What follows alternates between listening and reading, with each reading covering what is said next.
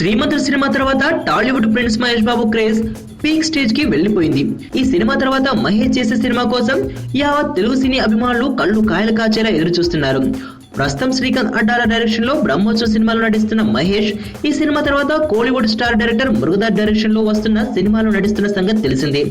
సామాజిక సమస్యలను కమర్షియల్ గా చెప్పడంలో తిరుగులేని డైరెక్టర్ గా పేరున్న మృగదాస్ మహేష్ కాంబినేషన్ లో సినిమా అనగానే ఈ మూవీ స్టార్ట్ అయినప్పటి నుంచి అంచనాలు ఆకాశంలోనే ఉన్నాయి. న్యాయ వ్యవస్థలోని లొసుగులను బేస్ చేసుకుని ఈ సినిమా స్టోరీ ఉంటుందని సమాచారం. ఈ సినిమాలో మహేష్ లాయర్ గా కనిపిస్తాడని వార్తలు వస్తున్నాయి. ఈ నేపథ్యంలోనే ఈ సినిమా గురించి ఓ షాకింగ్ న్యూస్ బయటకు వచ్చింది.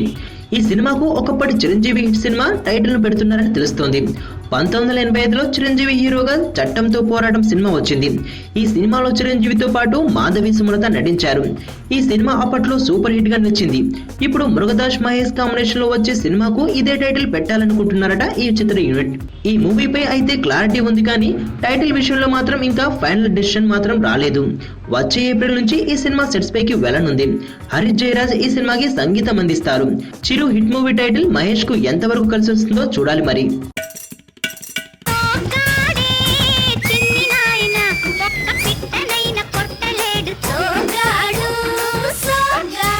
చితిని పట్టిన టేక్ చెక్కలాగా వట్రంగా ఉంటావు.